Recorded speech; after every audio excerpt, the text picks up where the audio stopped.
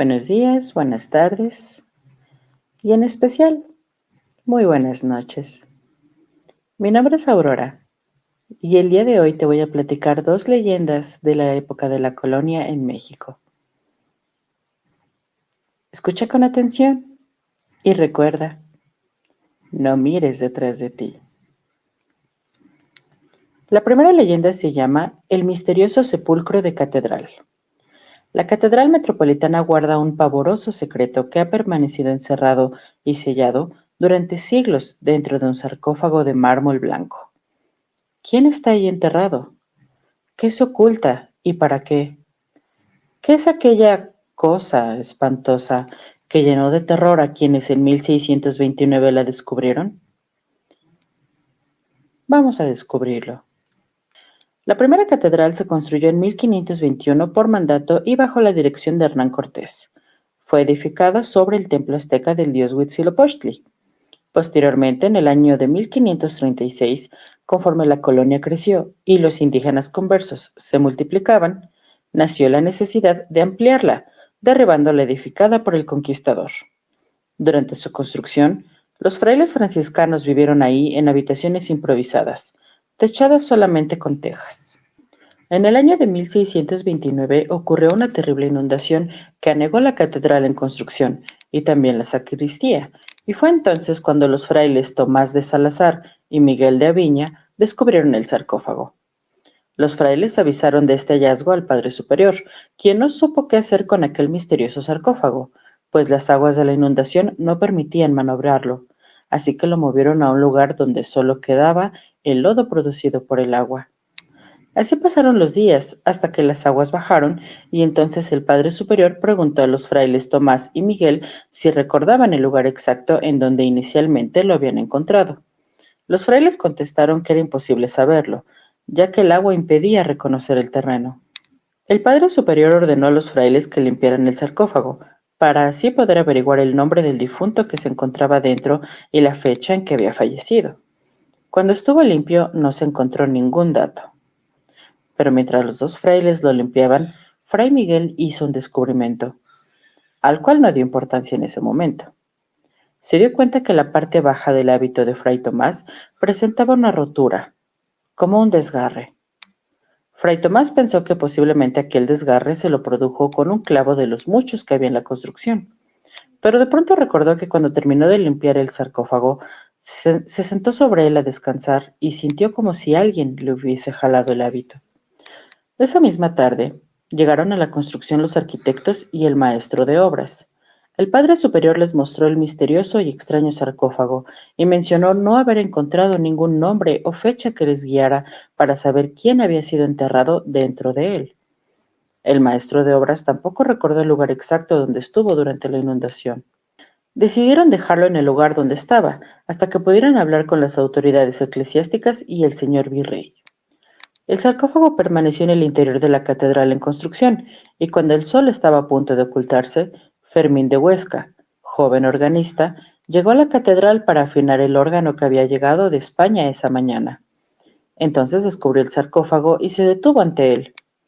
Tentado por la curiosidad, lo inspeccionó y vio que no tenía nombre alguno, pero descubrió que el sarcófago tenía una hendidura en una esquina de la tapa. Cuando se asomó por aquella hendidura para intentar ver su interior, su sorpresa fue enorme. De pronto, escuchó un ruido y vio que algo se movía. Entonces se retiró asustado, pensando que posiblemente se trataba de una rata, y aunque el silencio, las sombras y la soledad hacían mucho más siniestro aquel sarcófago, su juvenil curiosidad pudo más que su miedo, y nuevamente se acercó e introdujo por la hendidura un papel que envolvió a manera de rollo para facilitar su entrada por el agujero. Pero cuando creyó que el roedor mordería el papel, sintió un fuerte tirón, como si alguien lo hubiese jalado desde el interior. Entonces sacó el papel y se sorprendió cuando vio que no tenía mordeduras, sino que sus bordes estaban renegridos y cortados. Corrió aterrorizado hacia la puerta al tiempo que gritaba: ¡Auxilio! ¡Auxilio! ¡Hay alguien dentro del sarcófago! En su desaforada carrera por uno de los pasillos de la catedral, se encontró con el Padre Superior, quien al verlo tan agitado le preguntó cuál era el motivo de su angustia.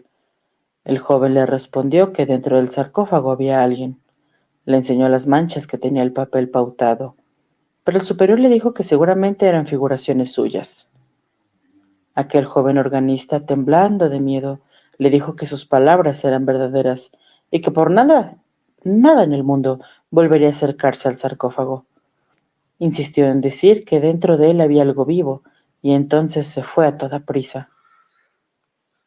El Padre Superior, alumbrado con un cirio, se acercó sin ningún temor al sarcófago.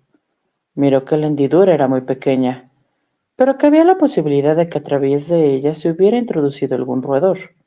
Pegó el ojo en aquel agujero a la vez que intentó alumbrarse con la luz del cirio, y de pronto su rostro se mostró aterrorizado y gritó: ¡Santo Dios! Comenzó a rezar y retrocediendo poco a poco se alejó de ahí. Al día siguiente las obras de construcción de la catedral se paralizaron. El franciscano acudió al Santo Oficio.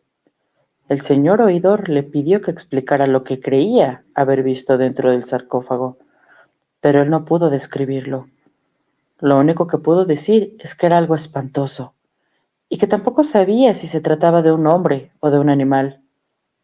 Quizá era ambas cosas, o tal vez se trataba de un espíritu maligno que había sido encerrado ahí por alguna obra demoníaca. Entonces solicitó al Santo Oficio su intervención para poder sacar del sarcófago la cosa espantosa que ahí se encontraba. El Santo Tribunal ordenó que nadie entrara a la catedral y que esa misma noche ellos realizarían un exorcismo. Esa noche, a puertas cerradas, los exorcistas y la Santa Hermandad llegaron a la catedral. Y después de los rezos, exorcismos y salmodias religiosas, se ordenó abrir aquel sarcófago. Los hombres trabajaron arduamente, ya que la tapa estaba sellada, pero por fin, después de muchos esfuerzos, la tapa cayó al suelo, produciendo 1000 ruidos espantosos, como si fueran truenos de una tormenta o alaridos. Toda la tierra pareció temblar, una fuerte ráfaga de aire apagó los cirios y faroles, y entonces, ante la mirada atónita de los frailes y los miembros del Santo Oficio, algo escapó del sarcófago. Era horrible y sin forma. Cuando por fin todo pasó, encendieron los cirios y los faroles.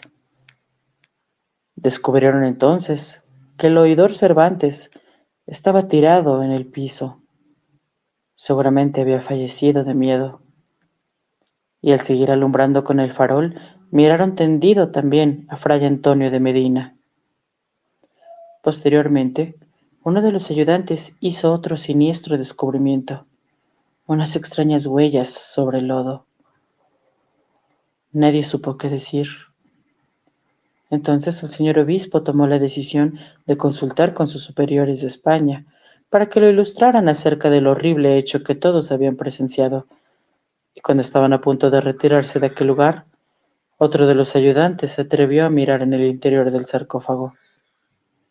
Todos los ojos se volvieron hacia aquel ataúd de mármol, creyendo que se trataba de otro ser espantoso. Pero solo encontraron 2 objetos que no hicieron más que aumentar el temor de aquellas gentes. Ahí estaban el pedazo del hábito de Fray Tomás y el pedazo de papel pautado que introdujo el organista. Nunca se supo qué sucedió ni qué fue esa cosa que escapó de aquel sarcófago. Pero cuenta la leyenda que en 1935, cuando la catedral fue despojada por pillos, fue retirado un ciprés frente al altar mayor, sembrado en 1718, por resultar estorboso. Se presume que debajo de él fue descubierto el sarcófago de la leyenda.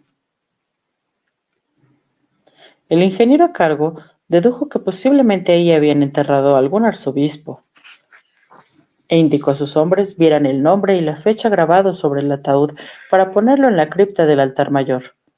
Los hombres le dijeron que no tenía grabado ningún nombre, pero que sobre él habían encontrado unos viejos papeles.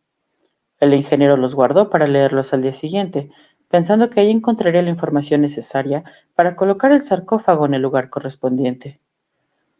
Mientras tanto, ordenó a sus trabajadores taparan con cemento blanco la hendidura que tenía el sarcófago. Los hombres así lo hicieron, pero al día siguiente se toparon con algo insólito. El cemento que habían colocado en la hendidura se había botado. El arquitecto ordenó que fuera tapada nuevamente en 4 ocasiones más, pero siempre sucedió lo mismo.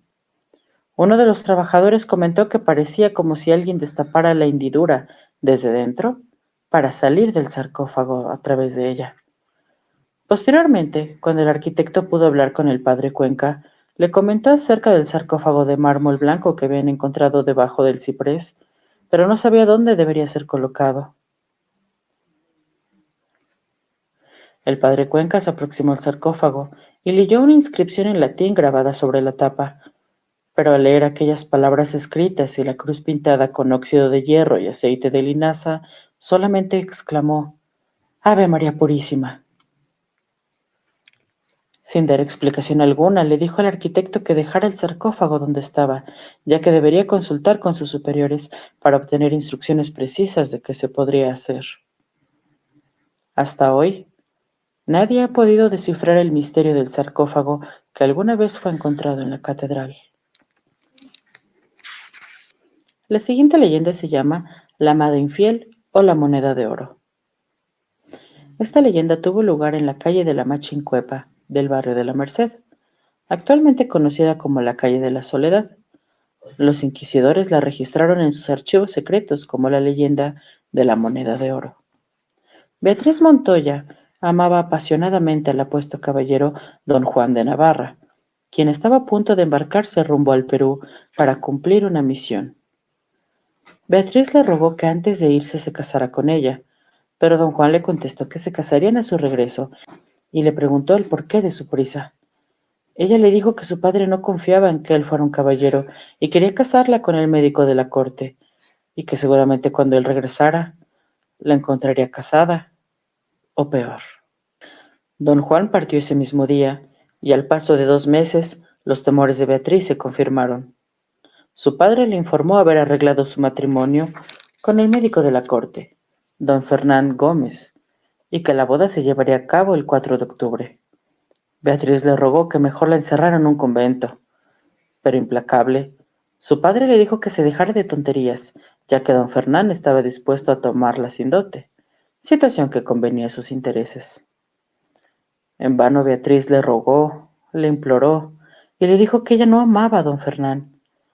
A su padre no le importaron sus sentimientos y le ordenó que en lugar de quejarse tanto, mejor comenzara a preparar su ajuar de novia. Llegó el mes de octubre y la ceremonia nupcial se realizó. Fue una suntuosa boda que ofició el arzobispo y a la cual asistió el virrey.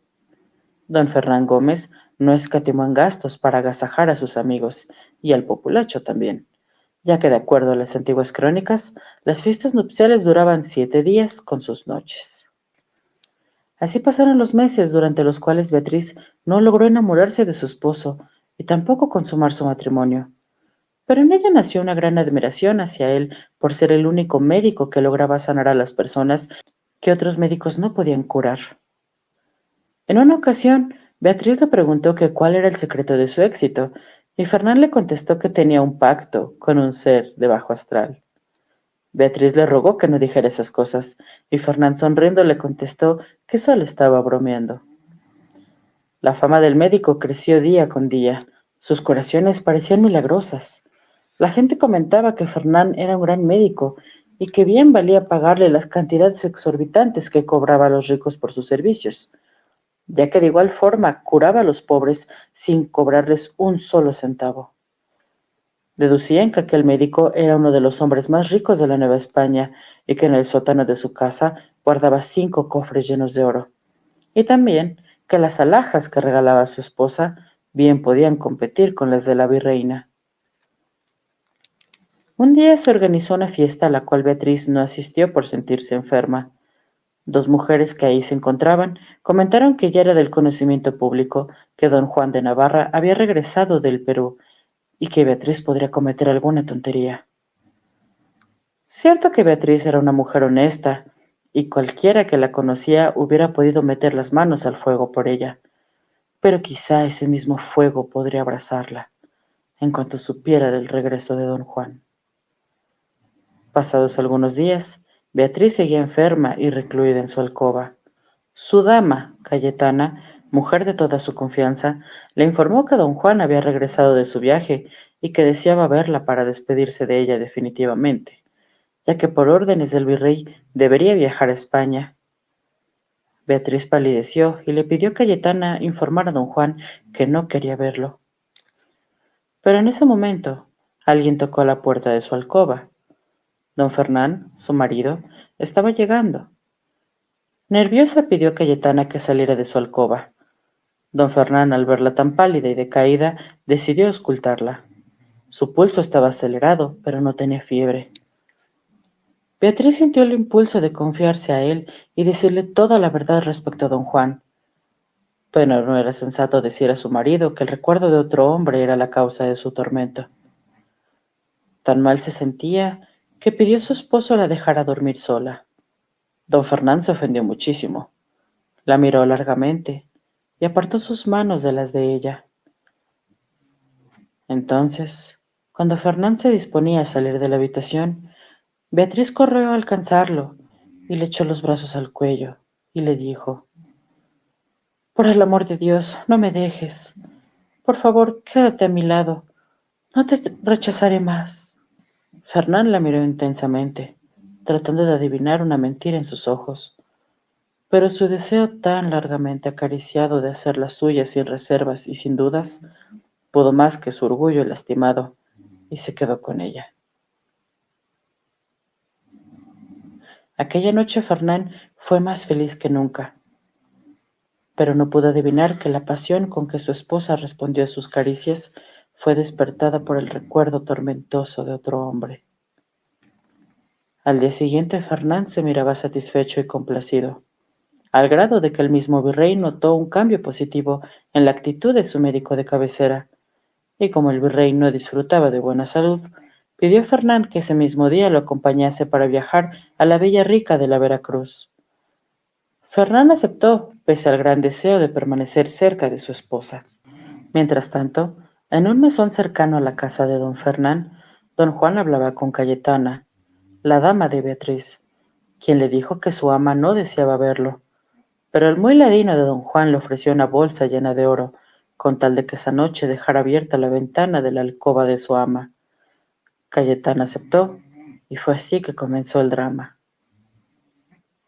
Cuando esa noche Beatriz se disponía a dormir, de pronto sintió que alguien estaba detrás de ella. Don Juan le tapó la boca para que no gritara y le dijo: «Soy yo, amor mío. Por fin he regresado». Beatriz, indignada, lo corrió de su alcoba y le dijo que llamaría a su marido para que la defendiera. A don Juan no le importó la amenaza, y aunque Beatriz se resistió al principio, no pudo controlarse. No pudo controlarse más cuando don Juan la abrazó y la comenzó a besar apasionadamente. Mientras Beatriz y don Juan se entregaban a su pecaminosa pasión, don Fernán regresó al palacio antes de lo dispuesto, debido a que durante el camino a la Villa Rica de la Veracruz, el virrey enfermó y no pudo continuar el viaje. Fernán insistió en quedarse con él toda la noche para cuidarlo, pero el virrey le dijo que se sentía un poco mejor, que regresara a su casa donde su esposa lo estaba esperando. Fernán salió del palacio rumbo a su casa, deseando que su caballo volara. Estaba ansioso de ver a Beatriz, su amada esposa, para estrecharla entre sus brazos y acariciar sus largos cabellos. Por fin llegó a su casa y subió sigilosamente las escaleras para no despertar a Beatriz. Pero cuando abrió la puerta de la alcoba y distinguió entre la oscuridad a las dos figuras sobre su lecho, la rabia y el dolor se apoderaron de él. Juan de Navarra despertó sobresaltado e intentó tomar su espada, pero no la alcanzó, ya que Fernán se lo impidió poniendo su propia espada sobre el pecho de don Juan, que ya no pudo moverse. Mientras tanto, Beatriz los miraba aterrada, sin poder hablar. Mientras tanto, Beatriz los miraba aterrada, sin poder hablar, para implorar por la vida de don Juan, que acobardado temblaba. Fernán permaneció impasible. Lo miró detenidamente y le preguntó si tenía el dinero suficiente para pagar los servicios de su esposa, y le recordó que cuando los hombres salían en busca de placer, debían ir provistos de oro. Entonces, en tono insultante, gritó: «Págale a esta mujer». Beatriz se estremeció de pies a cabeza cuando le fue arrojada una moneda de oro sobre el lecho. Entonces don Juan no tuvo más que decir y cobardemente agachó la cabeza. Pero antes Fernán cortó en 2 pedazos la espada de don Juan, pues dijo que los cobardes como él no tenían derecho a empuñar una espada. La leyenda cuenta que don Juan huyó presuroso y que Beatriz permaneció encerrada en su alcoba durante varios días, imaginando el peor de los destinos. Y un día, cuando estaba rezando, implorando la ayuda de Dios, escuchó chirriar el cerrojo de la puerta. Creyó que Fernán entraría en su alcoba, pero en su lugar apareció una mujer que no era su fiel dama Cayetana. Aquella mujer desconocida le dijo que Cayetana había fallecido de manera accidental. Beatriz no preguntó más. Todo estaba claro. El amante libre, ella deshonrada para siempre y su cómplice sin vida. La mujer dijo a Beatriz que Fernán la esperaba en el comedor, y aunque llena de miedo, pensó que quizás su esposo la había perdonado. Ya en el comedor, Fernán ordenó a Beatriz que llamara para el servicio de la cena, y cuando Beatriz extendió su mano para tirar del cordón para hacer el llamado, vio que su deshonra colgaba del extremo de aquel cordel. Era la moneda de oro. Fernán la había colocado en el cordón para recordarle el pago por su infidelidad. Fernán agresivamente insistió en que jalara del cordón y le dijo: «Gracias a Dios no necesitamos de esa moneda para comer en esta casa». Los días siguientes fueron una verdadera pesadilla, ya que durante el desayuno, la comida y la cena, la única frase que Fernán le decía a Beatriz era: «Gracias a Dios no necesitamos de esa moneda para comer en esta casa». Ese castigo fue la mayor humillación que Beatriz pudo recibir, hasta que un día de rodillas le pidió a su esposo que la perdonara, que prefería trascender a seguirlo escuchando decir esa insultante frase, que mejor la acusara, la repudiara o que la llevara ante el Santo Oficio, pero que no la obligara a seguir tocando esa moneda. Fernán continuó atormentándola 3 veces al día durante muchas semanas, hasta que Beatriz perdió la razón y tomó su propia vida, según quedó escrito en los documentos del Santo Oficio. Fernán ocultó a la gente lo que había hecho Beatriz y le dio sepultura en el Panteón de San Fernando. 7 noches después, cuando tranquilo dormía saboreando su venganza, se despertó al escuchar el metálico sonido de una moneda. Horrorizado, la tomó entre sus manos y sintió que ardía como el fuego de 1000 infiernos. Y desde esa noche, día tras día, cada noche, a la misma hora, Fernán escuchó caer la moneda de oro y cada vez que intentaba agarrarla, la moneda desaparecía. A la 5ª semana vio una horrible aparición. Era el espectro de su mujer que tenía una moneda de oro en la mano. El fantasma de su esposa se le apareció diariamente, a veces con la moneda en mano y otras veces de la manera en la que se quitó la vida, hasta que por fin, después de que pasaron varios meses de presenciar noche a noche las aterradoras apariciones, Fernán terminó por volverse loco. La noticia de su locura llegó a oídos del virrey, quien ordenó se le pusiera en manos de Fray Tomás de Gursa. Fernán, hasta el momento de trascender a los 55 años, siguió viendo las pavorosas visiones. Cuenta la leyenda que en la vieja casona de la calle de la Soledad, lugar del dramático suceso, a las 12 de la noche, aún se escucha el sonido metálico de la moneda de oro.